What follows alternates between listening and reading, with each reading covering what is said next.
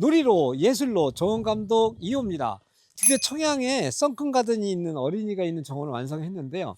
오늘은 특별히 이호가 이 식물은 왜 여기다 심었을까 라는 이야기를 가지고 이야기를 한번 만들어 보도록 해보겠습니다. 자, 그럼 첫 번째 식물입니다. 단풍나무를 저희가 이렇게 심어 놨는데, 사실은 단풍나무는 이 정원주가 가장 좋아하는 나무라고 해서 저희가 세 품종을 저희가 선정을 해 놨는데요. 입구에 딱 들어오자마자 누가 반겨요? 단풍나무가 반깁니다. 그리고 나서 이 뒤로 지금 산수유가 있고요. 심산에 해당해서 뒤에 있지요. 그러니까 여기서도 보시면 하나, 둘, 셋, 약간 삼각형 구도를 가지고 이 공간에 대한 완성도를 되게 높였다라는 것을 보실 수 있죠. 자, 여기서 한 가지 더. 이 온벽이라고 하는 것을 가리면서도 멋을 내기 위해서 수국을 쫙 깔아놨습니다. 쫙 깔아놔서 전체적으로 여름에 여기가 수국꽃이, 흰색꽃이 만발하게 필 수 있는, 그래서 주차장도 정원입니다 라고 하는 완성을 단풍나무와 수국을 가지고 연출을 했다라고 보시면 될 것 같습니다. 우리가 이 월을 빼놓을 수가 없습니다. 그러면 얘랑 앞에 두는 식물을 제가 뭐를 뒀을까요? 라고 궁금해 보시지 않습니까? 여기에 제가 장미를 양쪽에 두 줄을 심어 놨습니다. 장미를 심어 놓고 거기다가 의아리를 심어 놔서 의아리의 일부는 장미와 함께, 의아리의 일부는 난간을 타고 가면서 내려오면서 이 장식에 있는 월을 좀 더 극적으로 아름답게 웰컴을 만들어내는, 환영하는 그런 식물을 요 안에 심어 놨다라는 것들. 역시 정원에 식물을 심는다는 것은 이야기를 만드는 거다라고 생각하시면 좋을 것 같습니다. 자, 다음 식물 넘어가 볼 텐데, 쭉 들어오시는데 요런 재그만 작은 공간 안에다가도 식재를 만들어 놨습니다. 가막살 나무를 심어 놔서 여기서 한번 쭉 사람이 들어와서 얘를 먼저 만나주고, 오른쪽으로는 이끼정원, 왼쪽으로는 이제 본정원이 넘어간다. 그런데 중요한 거는 이러한 면적에다가 꼭 식재를 한번 해봐서 바로 집이 보이지 않도록 한다는 이런 지점들의 디자인도 응용해 보시면 좋을 것 같다 생각이 되어집니다.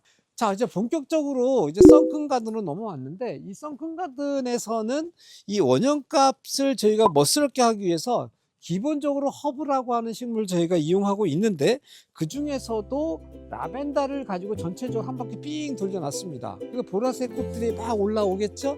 보라색 꽃이 올라온 뒤로 나머지 또 민트, 야로 뭐 이런 식물들이 쭉 깔려 있기 때문에 여기에서 식물들이 불어오는 향이 이 공간에 썬큰에 내가 내려앉았을 때 가장 멋스럽게 이 공간을 만들어주지 않겠나 싶습니다.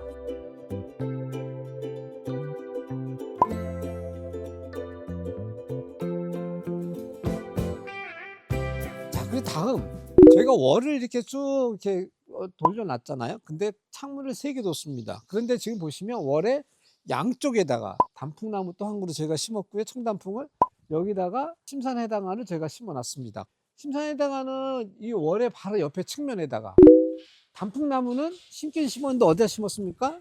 월 뒤쪽에다 심어놨습니다. 그리고 여기 이쪽에다 같이 이렇게 심어 놓으면 대칭되어서 심는 그런 게 아니고, 한 그루는 좀 뒤쪽에서 이 월을 감싸 안으듯이 왼쪽에서 받쳐주고, 오른쪽에 심사에 해당하는 월의 약간 친구처럼 옆에 있는 거고, 이렇게 하나의 나무의 위치도 되게 달라지는 거예요. 그냥 옆에다 딱 세워 놓으면 또 너무 정직합니다. 또 한 가지는 지금 이 창문을 가지고 계속 되게 강조를 했는데, 이런 창문에 있어서도 저희가 뒤쪽에다가 낙사롱을 딱 심어 놨습니다. 야, 여기 겨울에 막 그 열매 달렸을 때 또 되게 예쁠 것 같긴 한데, 자, 창문이 심어 놨을 때 요 뒤에서 여기서는 이렇게 나무가 딱 비춰지니까 이 창을 통해서 보여주는 이 멋을 식물이 결국은 해낸다라는 걸 볼 수 있습니다. 자, 그리고 여기에서는 저희가 황금 회화나무를 지금 3줄을 합식을 해서 좀 심어 놨습니다. 그러다 보니까 약간 다관형처럼 보여지는데, 아니 뜬금없이 잔디 공간이 있다가 갑자기 이게 왜 나올까 라고 생각하실 텐데, 정원에 아무 색깔이 없을 때 스스 혼자 노란색을 비춰주기 때문에 상당히 독보적인 겨울 연출을 저가 연출하지 않겠나라는 생각이 되어지고요.